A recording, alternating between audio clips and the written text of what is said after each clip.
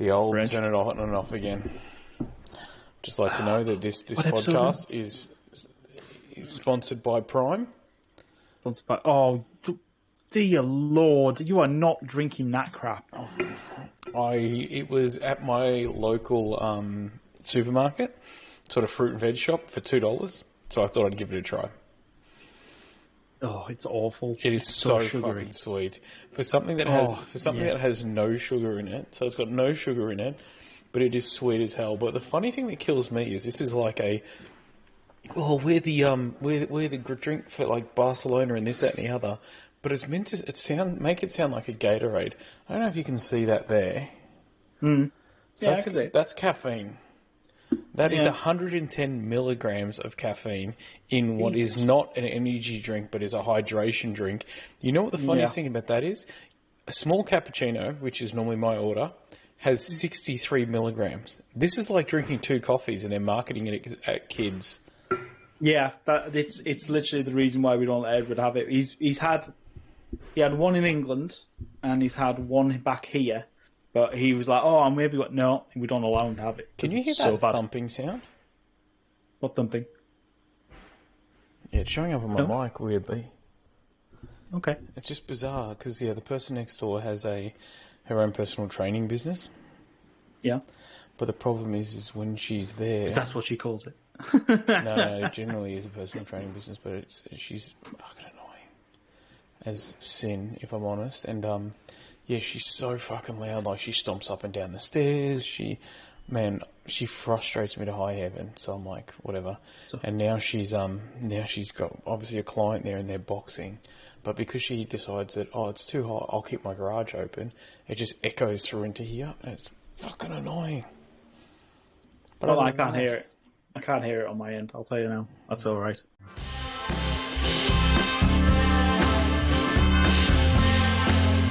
Dorks Down Under.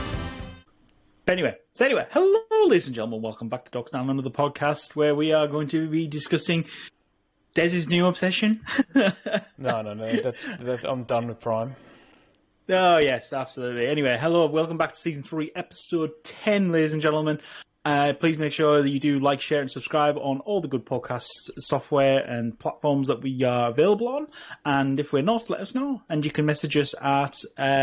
on X as well as TikTok. That just feels dirty to say. Still, X. It just doesn't sound right at all. I'm forcing myself to try and not say Twitter. Yeah. It's really awkward. But anyway, I'm about to say I want to discuss first thing I want to discuss this week. So I didn't get to go to the cinema this week because I wanted to go see the new Ghostbusters, but I'm going away for work for a couple of days, and it's going to keep me out of trouble. So I've decided that I'm going to go to the cinema while I'm away for work, sort of thing. I love that you get to go away for work, which is just your way of I'm just going to treat me like me and just party like a rock star. Yeah, well, it's quite nice. It's quite nice to be able to sort of I'm not going to be sat round going to a pub and drinking, sort of thing. Is what I'm actually quite looking forward to. To be fair, that's sort of thing. Probably... So I am quite looking forward to it. So next week I'll be talking all about Ghostbusters. Though nothing will still ever beat the second.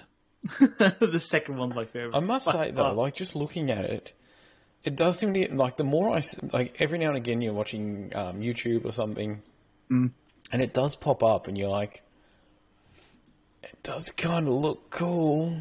It does, and I'm gutted that I didn't have faith and go watch the third one in the cinema. I'm gutted because I really enjoyed that. Mm-hmm. I thought it was quite good, sort of thing.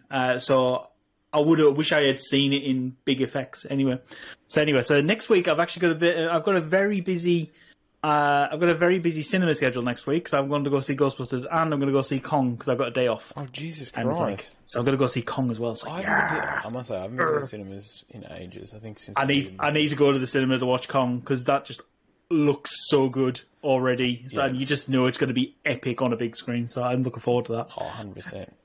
But anyway, so one thing I have watched this week that's a bit nerdy is the first 2 episodes of X-Men 97 went live. Oh, I haven't watched that. I'm one of those people that I'm like, I'm going to wait for the whole thing to come out But to be fair, I kind of wish I had, because literally I loved it. It's so good. It literally just took me back to be. It's like I was sat there with me Cocoa Pops and eating and watching it on Fox Kids again. I was like, you yes! young bastard. 1997, I was in year 10. I was so happy. It was immense, and I better say it was. And Eddie was watching it with me, and he thought it was really cool. And I'll tell you now, the best bit is they've actually did the first episode. They got Cyclops right. They made him cool. None of this pansy. He was a whinger and blah blah. Why I want to be team? No, none of that. None of that crap that we had to deal with in the live action movies. He was using his powers to skid and slide across the floor. He's using the concussive blast. And there's a bit where the Blackbird gets destroyed by Sentinels in the air. Yes, I've seen this on Instagram where all the flying ones go and catch everyone, and Cyclops uses it as like after boosters to slow him down as he comes down. Yes, it was the coolest thing. I was like, yes. Awesome. Yeah, 'cause somebody posted on Instagram. It was like a 30 or 40 second clip, and it was just like this thing where I was like, that's nothing that I'd expect, but that is kind of awesome. Oh, honestly, it was so good. It was so good. And then in that same episode, we also got to see the Gambit Wolverine team up with the energy claws. That is cool. So I was thinking they were going to leave that till a little bit later in the season. It feels like that they went, right, we have to have a strong first episode. We have to have a strong first episode. And I'll tell you what, it was a good strong first episode. Loved it. It's a bit of a weird thing, sort of getting back into sort of seeing it. I mean, they've made the animation style not exactly the same, but it is really close. It is quite close, and but it looks a lot more polished, sort of thing, in comparison to the old stuff. That was the thing, though. And I've said this before. The thing that kills me about so many cartoons nowadays is you go back and you watch like The Lion King, Aladdin. They've just got this beautiful artwork that was obviously, a lot of it was hand drawn, a lot of it was this, and now it's all computer generated, and a lot of it is like, we're going to make it 3-dimensional, we're going to do this. And I'm like, it just loses the nuance of cartoons. Like for me, when you see those kind of like 3-dimensional ones like Paw Patrol where they're walking and you can actually see, I'm like, that's not really a cartoon. At that point, you may as well get dogs and just CGI it. Like, I feel like it's kind of like that. So going back to this and hearing it, and from memory, I remember seeing this post saying that it got 100% on Rotten Tomato. Yeah, I think it did. I literally, it's a 9 out of 10 on IMDb as well. Everybody is loving it, which is great. I think it's because it suddenly transports you back into that good old, oh my god, this is what I used to do all the time. Yeah. I like the fact that they got the original. I believe they're all the original voice actors as well to do the voices again. Oh, really? I believe so. So I'm sure someone said that the other day, and I was like, "Oh my god, that's awesome!" So you not only have you brought back a beloved cartoon, but you've got the same voice actors in it for as well. I thought that's even better. Okay, so it does look like it, which is kind of cool because I thought some of them might be a bit older, but yeah, no, it looks like it may have. But absolutely, it was a good first 2 episodes, and I kind of now realise, you know what, I'm not going to watch any more of them because I want to watch them all in one shot now, sort of thing. But it was sweet, absolutely sweet. But yeah, as I said, just having him fly around the way he was doing the first battle, and he was using his blasts to project himself across the room. Well, that's the thing, though. He was more than just a cannon. Like the problem is a lot of these shows just made him look like he was just going to be like, and touch a button. And I zap something, and that's all I'm able to do. So it's kind of nice to actually have him be better than what he was. Yeah. Because I do feel like I'm like, I remember watching the cartoons. I don't remember him being this pussy, or that he could literally just be replaced by some dude with a shotgun, because that's what he felt like. Yeah, it was a bit. It was quite good seeing like the Morph character as well in there. That was quite cool seeing Morph in there, and Bishop was still there, which was cool as well. Like But Bishop. one of the best bits as well, and you would blink and miss it. All right, there's a little thing where where Storm suddenly comes in. And they're fighting the Sentinels, and well, these half-broken Sentinels because they're in the middle of the Sahara Desert for whatever reason, and as you do, it does not. It's a cartoon; it doesn't have to make sense. But suddenly, the fact that you just said that to me is literally cartoons. It doesn't always have to make sense. It doesn't always have to be like this god-awful overarching thing with a meaning. Sometimes it just doesn't need to make sense. It just needs to be fun. And I feel like that if this thing can harness that phrase, I think it's going to be brilliant. Oh yeah, but it's like suddenly when Storm's coming in, all the Sentinels chimes. One of them chimes in, detection, Omega level mutants incoming, sort of thing, which is good because they've never announced that she is one, but she is. It's well versed in the comics that she's an Omega level threat mutant, which is quite cool. It was considering awesome. that she's got so many powers, like she can fly, and then obviously she can take things of all the elements. Like it's kind of badass. Like, I think one of the best things that I remember seeing from her is when she's getting in the actual movies, where I felt like they actually did her great, was, remember when she's getting choked out by old Sabretooth? And a little bit of the lid comes off so she can just see the sky, and she gets that perfect lightning bolt just to be like, oh, zap. yeah. I'm like... You owe me a scream. I'm like, that is cool, and that's how I remember. I remember her being this badass that has so much power, but I felt like in the movies they kind of just went, nah. Yeah. No, but it was cool. Yeah, so first 2 episodes, loving it. Absolutely loving it, and can't wait to watch the rest of it. Apart from that, I've just been watching the Bad Batch Season 3 has just been on as well, on Disney Plus as well, so I've been watching that. Yeah. That's not bad. So, yeah. So, nothing much to report from me. And between this, I am hell diving my life off. I literally spend every day. What is with people and their obsession with games? God. Yes, Des. What is this obsession? Because I believe you have a new one unlocked. Well, no, because a friend of mine bought us Palworld because it was one of those ones that I've watched Flaming Scott play on Twitch, and I'm like, it just looks like a lot of fun, and it kind of looks like a Pokemon game that I can get into because I can just be like, oh look, it's a Fire Eevee, or it's not, it's called something else, but it's kind of just makes me happy. And I played it last night with Food Time and his partner Cultus for about 4 or 5 hours, and it's a lot of stupid fun. Like, obviously there's resource management, there's a whole heap of other things that are just like, oh my god, it's fun. Yeah, well, yeah. So, can you explain that bit to me? Because I don't understand why you need to have resource management. It kind of is a bit odd to me. So the idea is obviously you build a base, and obviously if you want a base, you got to build shit.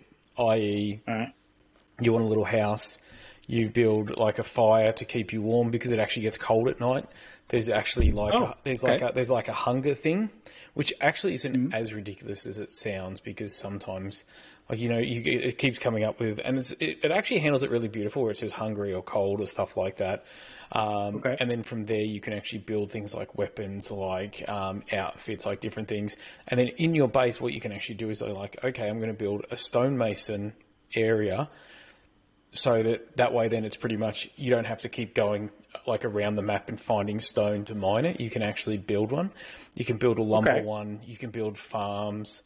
Like I think I'm only up to about level 11 or something now. But and then what it does is it also has tech trees where it has one of the ones that Food Time said is he like, just buy this. I was like, what is it? He's like, just buy it and build it. So I bought it and built it. And what it does is it calls the Fire Eevee over. You put it under your arm, and then you just hit a button and it just blowtorches. Like, it's kind of fun. You can get mounts, so you can buy saddles for different things. Like, it is a lot of fun, but one thing that I was like, holy crap, like, this is a lot of, like, maintenance of, crap, I've got to go out and cut wood. But then as you start to get on, it says, okay, to upgrade your base, you need to be able to do X and Y. So you're like, okay, I'll build a hot tub for my pals, because I actually have a sanity meter. So what actually happens is at times they have to rest, they have to eat, they will take short breaks. And one of the things is this hot tub, which I just thought was funny as hell. But then what happens is as you level up your base, you're also allowed to allocate different pals to your base, or Pokemon to your base. Okay. So what you do is you have a look and see what their skills are. You're like, oh, this one's really good at mining and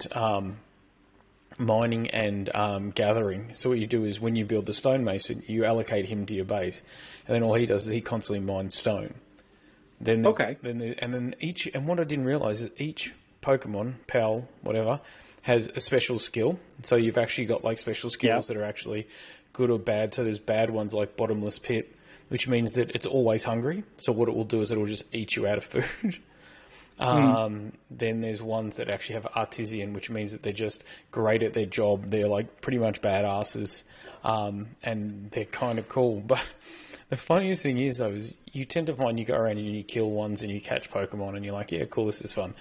Take them back to your base. You go, this one will be good for X or Y, whatever I've got, and you throw them there. And then where I'm at now, you've got these two berry bushes. I've got one that waters, one that plants, and one that harvests. So pretty much what there is just this, like, these berries just keep rotating through. But the good thing is all the pals I've got in my base normally eat that. So all they do is they're filling up this one box right near where the berries are, and then they're just eating them. So they never go hungry. They've got their little beds next to where it is, and they've got a hot tub by the river because I decided to put it by the river. It's 10 Shades of Stupid, and I'm kind of really enjoying it. So I played it last night for a few hours, and I was playing it before because I'm like, I've got an hour before Jordan comes on. So yeah, and then I tried to do a dungeon, and I just got absolutely owned.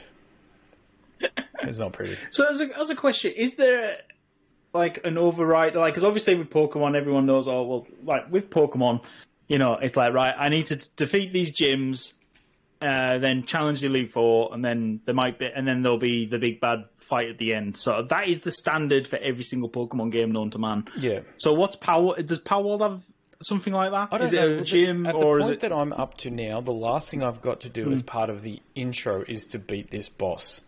So there is actually like world bosses in there and stuff like that you can do. But yeah, a lot of it seems to be about collection, resource management, and then going around getting the world bosses. And some of those world bosses you can actually catch. Because I've got this like little warthog thing that when food time's like, I'll take you to do a dungeon. So I went to do a dungeon. And then at one point then I went to throw my Pel, which is Q, which is E, but I pressed Q as well because that's how you throw a Pokeball or Pel Sphere or whatever bloody hell they're called. So I caught one of the humans. You caught a human? So weirdly, there's these guys that like they just kind of attack you randomly, and they've got like little encampments, and you can go in there. And sometimes in these little encampments, they've got pals that have been locked in cages, so you can free them, and then you get them, kind of thing. Okay. But I hit the wrong button, and it's like you've got a 6% chance of catching him, and somehow it caught him. And Food Time's like, that is freaking hilarious. He goes, they're useless, but you can get them. And I was like, okay, cool. And then we got to the boss, and then a same thing happened again. My Pel looks like he was dying, so I pulled him back in, changed to another Pel, and as I went to throw him, instead of pressing E, I pressed Q again, and I threw a Pokeball at him, and I caught the boss. The problem is, though, the boss is like 4 times the size of the little one that you normally get. So that when you pull him out, he is actually the same size. So last night there was me riding my big warthog, and then Food Time running his little warthog, and it was just like this big sort of chunky one with this little one here running around. It was the funniest thing ever. But yeah, and then I think later in game you can actually find eggs randomly inside the actual world. I think and then you can unlock these different trees so you can build stuff, and one of them is like an incubator. There's another bit where I can't remember what it's called, but there's Food Time. I mean, both Food Time and Flame and Scott were telling me about it, but you can actually mate them. So, for example, if you really like, say, for there's an element of breeding. Yeah, and breeding as well. But when you breed, it's not like if I breed like a sheep one and a cow one, will it just come out as a fluffy sheep? It may come out as something completely different. So what you're trying to do is you're trying to find ones that have really good stats. And then from there you can, from like really cool stats, and then you breed those two together, and then they obviously they have an egg. You incubate the egg, and it comes out as something cool. Where some of them, like I was seeing online, there's ones where it's like, if you take this one and put them together, you get like Anubis, and you're like, what? How does that work? So there is actually this thing where if you breed different ones, they become something bigger and grander. Cool. That's interesting. It's kind of bizarre, but it's just kind of a bit of fun. And the good thing is you can start and stop as much as you want. So I kind of like that as well. Well, there's also the other thing to discuss. Obviously, we've mentioned it a couple of times without inadvertently. Is that the fact is that lots of people do call this game Pokemon with guns. Yeah, supposedly there is guns, because I've just unlocked one where, similar to the fire Eevee that can turn into a blowtorch, there's one that I just got that was an assault rifle, and what was the other one? I think it was like a sniper rifle or something like this. So I don't know if it actually gives that pal a sniper rifle, or if what it does is it just, like the same thing, you can put them under your arm, and then you can turn them into like a sniper rifle or something where you just shoot at them. Either way, it's kind of fun as hell. Either way, yeah, it certainly sounds entertaining. So basically, back in January, obviously, when the game came out, I think it was the beginning of January, towards the end of January, Nintendo released a statement saying that has reiterated that they have never permitted anyone to use their Pokemon IP and assets. It's highlighted they will investigate IP infringements. They obviously didn't specify it was about Palworld, but it's pretty obvious. But did you also see that one that I showed you? I think I sent you through a meme or something about it, where it had like Pokemon and Palworld and had the similarities, but then it had another game in Pokemon where they had kind of done the exact same thing and kind of stole similar stuff as well. Let's be honest. The fact is that okay, I have seen some of the Pokemon, some of the Palmates, whatever you call them. Pals? I've seen, the Pals, and yes, you can see the similarity to certain things. Like, I am aware of that Anubis one, but him and Lucario are pretty much dead ringers for each other, sort of thing. It's a bit weird. But basically, there's been nothing else said about this lawsuit, so even if they were to go ahead with it, I think Palworld probably would have just entered talks and negotiations. They're probably just giving them so much as a royalty or whatever, blah, blah, blah. I don't think they would do that. I think they would fight and be like, yeah, so what? Yeah, it's a sheep. Like, that's a pal. Yeah, true, there's some similarities, but you also got similarities to real-life animals. We've just redesigned that real-life animal and called it something different. Oh, yeah. Oh, no, it will be interesting to see if they do it. But the fact is that the one thing I like about Palworld, it's the same thing in relation to the reason why I like Helldivers, is the fact is that it's a small studio that's produced a game that isn't as expensive as some of these big major AAA games. 100%. And everyone's loving it, sort of thing. So it's kind of, because I kind of felt like the last couple of years for gaming, we've been at that sort of fringe sort of, we're just getting another installation of this series. We're not getting anything. It does feel like, I'm like, oh, look, bro, it's another Assassin's Creed. What's an ancient civilization? Samurais, do that. What's another one? Vikings. Yeah, let's do that. Oh, let's do one with the Hun. All right, hang on. I need to defend Assassin's Creed ever so slightly, because obviously I have a PlayStation. I'm on the PlayStation Plus, and I get free games with it, sort of thing, that you can download. Obviously, I don't own them; they're owned by PlayStation. Blah blah blah. But because you've signed up for the subscription, so I actually one of the games that you could download was Assassin's Creed Valhalla. Now, I do not hold out hopes that this game's going to be any good. I'll tell you now. But I've played the first mission today, because obviously I've had a nice morning off. So I was like, you know what, I'm going to put an hour into it, see what I think. I nearly missed this recording session because I was running around doing the exploring, doing the thing. The second you give me open world, I will run round and do jack all, apart from, I'll go explore here. I'll go explore there. Well, I don't... One thing about the Assassin's Creed game is I'm not saying that they're not. They are actually really solid, and I kind of do like the Assassin's Creed game. I've played them. But at the end of the day, too, though, it is a little bit of just the same, and then just, rather than giving him a sword, we'll give him an axe, or give him a rapier. Oh yeah, depending on what I it is. agreed. But the that fact being that said, once it is you've good. played the first 3 Assassin's Creed games, they're all the same. They're all exactly the same. I was actually quite happy with when they mixed it up and went with the pirate one. With I can't remember. I can't remember what they call that one now. Black Flag. That was so good because then suddenly, oh hang on, I can have ship fights. I can storm onto their ship and go assassin mode on them. I thought this is, So as they call it in the industry. What was it? It was what's that game called? Sea of Thieves. They're like Assassin's Creed Sea of Thieves, and I was like, well, yeah, because there's just been a game released by PlayStation, which is basically their version of Sea of Thieves, and people were like, it hasn't done well. I don't know what it's called, but it hasn't done very well. But the fact is, someone said, listen, it's like, to be fair, they did it with Helldivers as well, and said, look, seriously, why did these big companies like 343, the guys who produced Halo, why didn't they come up with something like Helldivers sort of thing? Like live action game, you're fighting the Floods, you're fighting the Covenant, you're fighting whoever on the 3 fronts, and it could have been so good. People with ODSTs jumping in, it would have been hilarious, it would have been great. But then same thing, it's like, well, hang on, why didn't Assassin's Creed say, well, actually, we'll develop on Black Flag more and make it as an open world game and see what people think. Yeah. And, that's where they kind of went wrong, in my opinion, because because I loved Black Flag. It was great just being able to do the sea thing and travel and sort 100%. And the problem is they are good games, but the problem is, too, though, is it does feel a bit like the whole movie thing where we're like, we just want something that isn't exactly the same again. Like, you know what I mean? Yeah.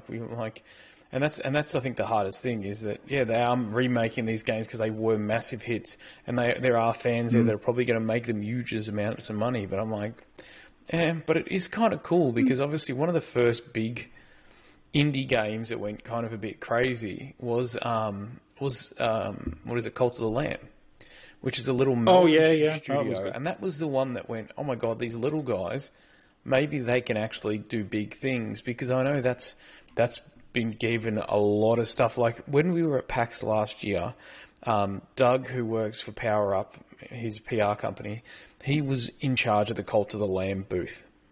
The Cult of the Lamb booth literally had what looked like a really cool like little kneeling pew like you would get at a thingo, and you'd put your arms on it and then the controller would be there. Really sick. But 90% of what they were doing was just selling merch. And I remember talking to him, and he's like, bro, he goes, literally, we were expecting to make 10 or 12K of merch. They've had to resupply me 6 times to do it. He goes, last week, we made last day, which was a Friday, I think, they made like 60K just in merch. Yeah. And there was only one TV that you could play the game on. It was the most ridiculous thing ever. No, I did like the look of Cult of the Lamb. I never got it, though. Just because I don't think it was... I don't think it was... I like the look of it, but it just wasn't pitched for me as that kind of game. Because it kind of felt a bit like Stardew Valley. If you like Stardew Valley or any like those sort of games, suddenly you're like, oh yeah, this is my cup of tea. Yeah. But whereas for me, it wasn't intriguing me as much. But yeah, I mean, I was just having a look at what indie games are available on Steam at the moment, and you've got things like, I mean, Rust. I actually didn't consider Rust as a indie game, but it is. Rust and Scum. And I do like Rust, but it is a really hard learning curve. Yeah, immediately and also it can be a bit of a toxic community where I've noticed that. Oh yeah, it can be, but at the same time, it's also a bloody horror game. The amount of times that suddenly, you're suddenly in your base, you're cooking away, trying to keep warm and not freeze to death, and suddenly someone runs past screaming into their mic. It scares the wits out of you. Yeah, it's like bloody hell. So yeah. Oh god! To be fair, I remember. I think I streamed it once. I think I was streaming it once, and there was and we kept hearing, and everyone in my chat was like, there's someone around your base. You can hear them, and I said, yeah, I know, but I've gone. They saw me go around, and I can't find them. Turns out we were hearing them because they were in the cave. There was a cave entrance, or like a little bit away, and the underground cave thing was right below where I was. So they've dug up into your base, or no. So they can't do anything. But the fact is that of course they're down there doing their things, and I am going, where the hell are these guys at? I'm thinking they're on my roof. No, are they round the side? No, I just can't find them. And then they come screaming past. I'm like, oh, there's a cave entrance. Oh my god, no wonder I couldn't find them because they're bloody down there. It was ridiculous. But That's pretty funny. But yeah, so no, I think it's going to be really cool. Hopefully there are some more good indie titles coming up soon. Yeah. But obviously I know that you can't have all the indie titles coming out at the same time because it won't feel as good. And also it does take a lot longer for the indie titles to do it. I must say, one that I really liked that was kind of an indie title where it was from an indie developer, but then what happened was they were purchased or they were distributed by Dolva Digital, is Enter the Gundam, which is kind of like my friends always said, it's kind of like an RPG with guns, or like a dungeon crawler with guns. And okay, so it's not Gundam as in mobile not like Gundam giant suits. mech suits and stuff. No, not giant mechs. It's like the idea is dungeon, but with a gun. So it's a Gungeon. Enter the Gungeon. Okay, hang on. It's a lot of fun. Looks interesting. Yeah, I think I've got it from memory. It does look interesting. But yeah. But I must say, there are some really indie games that are starting to be really good. Like, I must say, we had a thing with... I think I've spoken about this on the podcast. Where there was about 8 or 9 of us. That what we used to do is it used to be... You got $5, $10, or something like this, and you had to find the best game. And then what would happen is whoever wins would get a prize at the end. I think it was like everybody would throw in for a $10 voucher each kind of thing. And obviously then that's when I was getting the, Tomato Jones and silly things like that. Yeah. But you do not understand how many actually really fun indie games came from that. Or how many really ridiculously fun games that we've had. Like, there's been a number of times where some of us bought something and went, fuck, I didn't even see that. That's kind of cool. And then we'd all buy it and play it or something like that. And I must say, there's some games out there that are really cool. But what's weird, though, is sometimes when you do search via the, like lowest price or the biggest special or something like that, you quite often, find some really horrific games, like some of these ones that probably shouldn't be there, that are cartoon women doing things that you're like, Okay, that's good to do. Yeah, so that's one thing that we used to always do, is you go, okay, what I'm going to do is I'm going to go from the cheapest to the thing, and I'll try to get a really cool game, and I'll go via this. And a number of times there's like a whole heap of hentai games, and you're like, this is so wrong on so many levels, and I don't feel safe looking at these games. Like, I feel dirty just looking at them. Oh well, listen. There's games for everyone, realistically, at the end of the day, and I don't know. That's really just silly.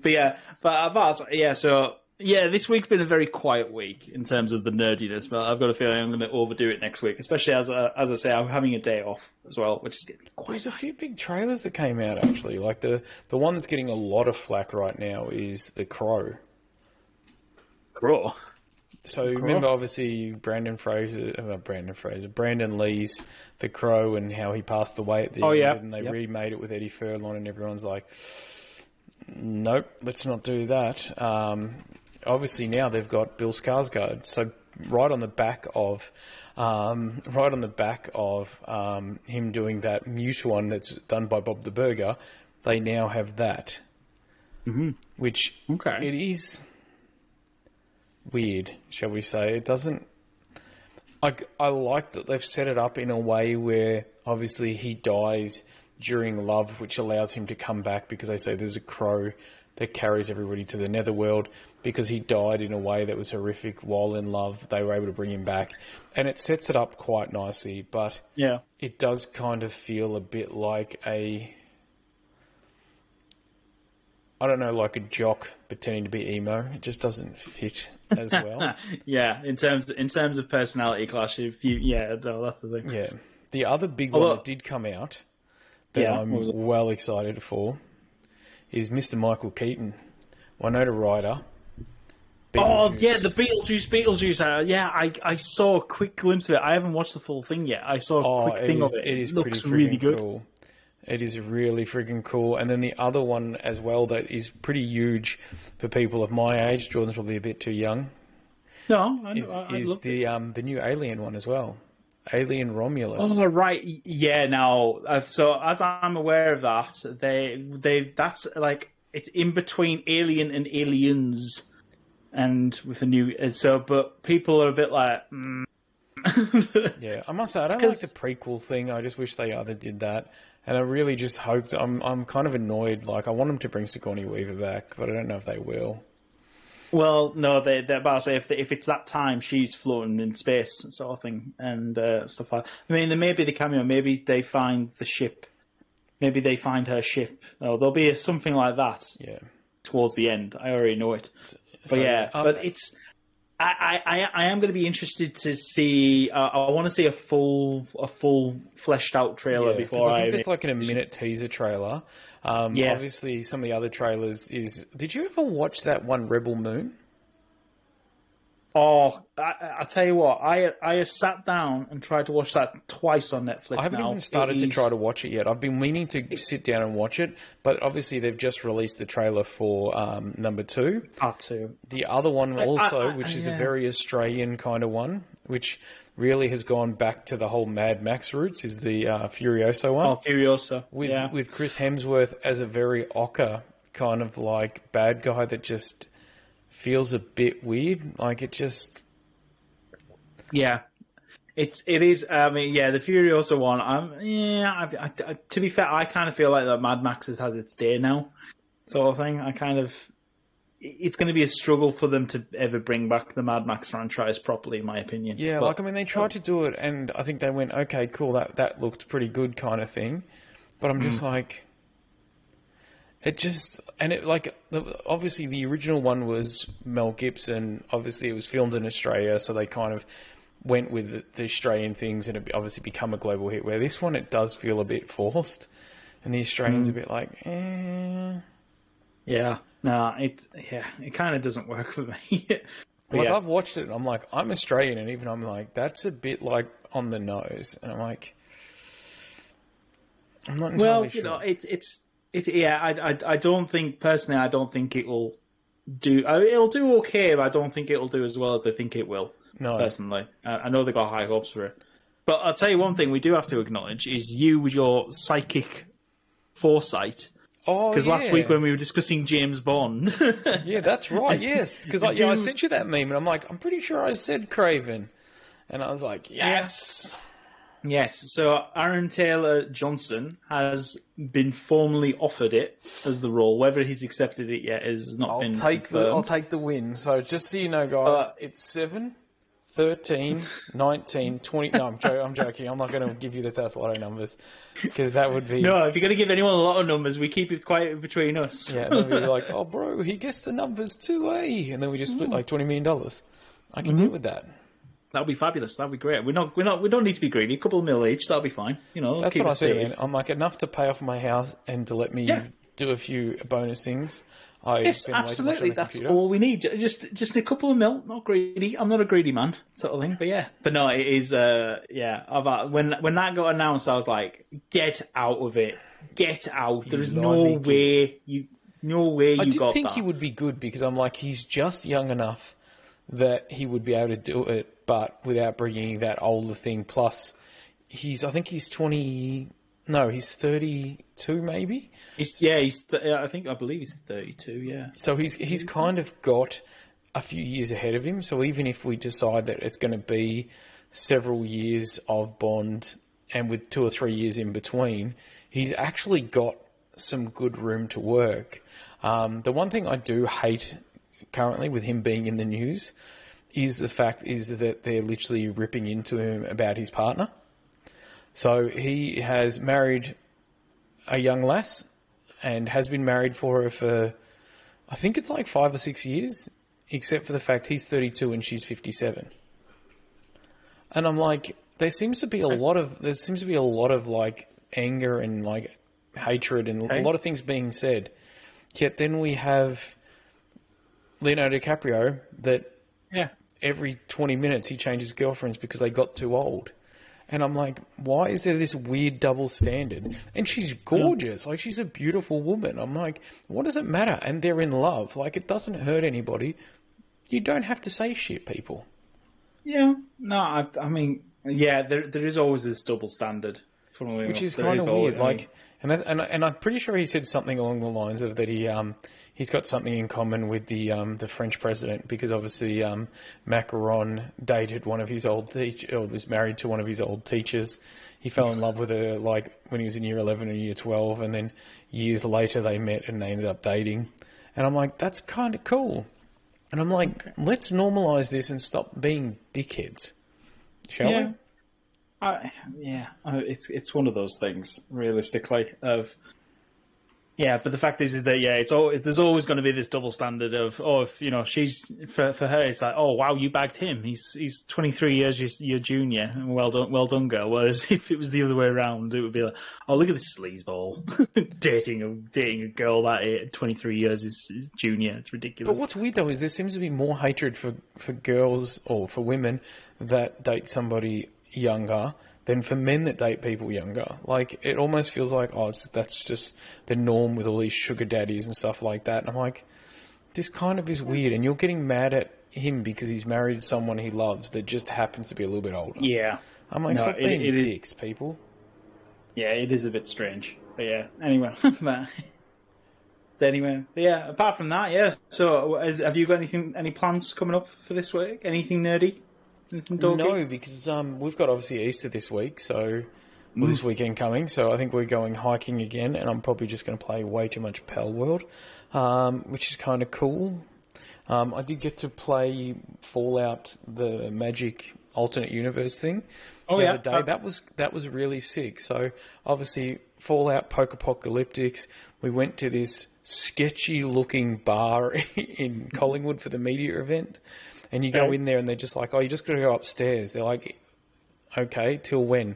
And you walk in and there's a graffiti, there's stickers, and and you're like, okay, cool, it kind of looks the thing. And then when you walk up there, there's actually 3 trains. So Melbourne's old trains that had graffitied and different stuff, they've obviously bought them and they've put them on the roof and they've joined them together by little corridors and put like a toilet and a bar in there. So it does. So you're sitting in these old train seats playing Magic. And it was kind of cool. And they gave us all commander decks. Obviously, I just got well excited and went, I want a puppy.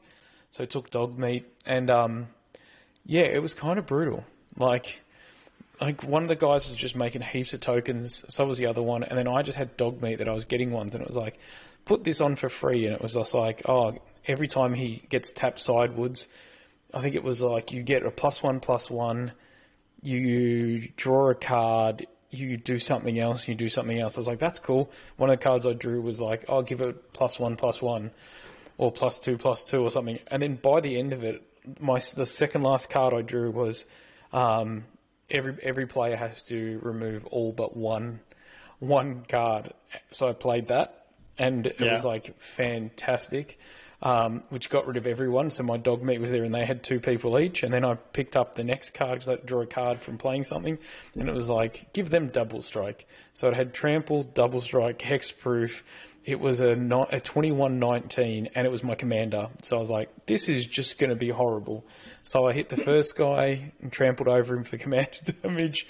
Did the second guy and then did the third guy. So it did not end well. And I was like, I kind of feel like a douchebag, but my puppy won. Well, it ended well for you. It didn't end well for them. Yeah, I know. So poor Will and Geordie and Colin. And I was like, yes, come through with the win. But it is a really cool deck. Like, you find yourself, especially with the command decks, going through it, and you're like, oh my god, this is from New Vegas, or this is from this. And I don't know if it's going to be as popular as like the Lord of the Rings or the any of those ones, but it is a hell of a lot of fun. And I'm well excited to play some more of it, but we've almost already on the new set again. Like, that's the weirdest thing. Yeah, I mean, honestly, I'm about to say that, funnily enough, I've been tidying my office this last couple of days, which has been really terrible. I can't believe I let it get this bad. Yeah. I've kind of realised that I've still got all this, like, I've got a ton of sealed Magic product. It's literally right here, isn't it, next to me. And I've gone, you know what? I'm going to get rid of this. Because I'm not getting to play anymore, realistically, sort of thing, especially with all the travelling and stuff like that. So I'm not getting a chance. I'm not going to sell all my stuff, but I'm just going to sell all the sealed stuff that I just have it sat there looking pretty. When you say sealed stuff, what do you mean by, like, as in Let's see, I've packets, got... or as in, like, the... Oh, booster! I've got booster boxes for days. I've got several Commander decks. I've got 1, 2, 3, 4, 5, 6, 7, 8, 9, 10 separate booster boxes. Jesus Christ. One of them being a collector's one and stuff like that. Yeah, I've got a ton of stuff that, you know. Look, when you were in the hobby. Yeah, I know. Well, I mean, I've got a few I mean, last week I showed Jordan after the show that I've gotten rid of my my storage container mainly because there's like they put it up by like $50-$60 a month, and I'm like, it's not worth it, and there's not that much in there. But one thing that I did notice is there is obviously from a lot of the media events they give you out those fat packs. So I've just been putting them into boxes when I've had them, and it does seem to be about 10 or 12 of those. So I have a feeling that when I'm moving to the new house and I'm unpacking everything, I may just open them just for some fun. Yeah.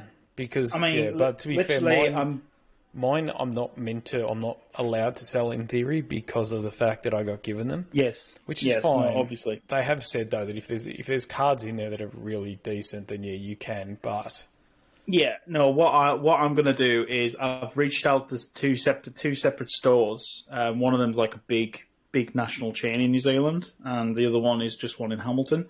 And I've just said, look, do you buy collections of product? Because I've got 2 boxes worth of sealed items. Like I said, I can list them out for you, but I can take photos and blah blah blah. So that's cool. I'm just waiting for them to get back to me next week, and then I've took the photos so I can send them on and show them what I've got. And if I can get some money out of it, I'll be happy. Why not? So, I mean, it comes down to that. Like... Worst case scenario, if they're not going to buy, I know that there's cards like the Commander cards.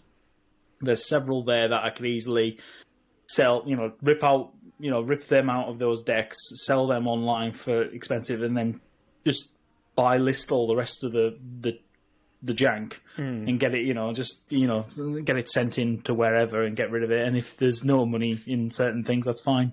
I could easily make my money back in certain bits. I already know it. So. Yeah, and that's the thing. That's one good thing about Magic is that there is ways of when you do get out of the hobby of making. There is money in cardboard, which is good sort of thing. But yeah.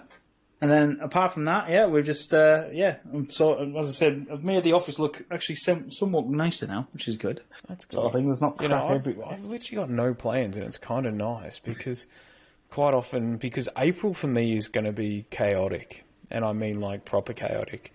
So I have Bonnie, one of my best friends from the UK, coming down on the weekend of the 7th and the 8th.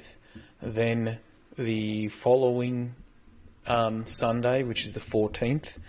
I'm so excited. So we may have to do the podcast on the Saturday. I'm meeting Brett the Hitman Hart, one of my childhood heroes from back in the day. So I meet him, and then I've just found out that he's doing like a little VIP talk that was originally in the evening that he's now having at lunchtime.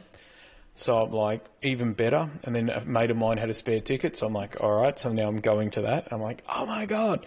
It is in Ballarat, so I've got to drive like 2 hours to get there, but I still think it's worth it. And then I have Cherish's birthday, which is where I've taken the day before Anzac Day and the day after Anzac Day so we can spend some time together.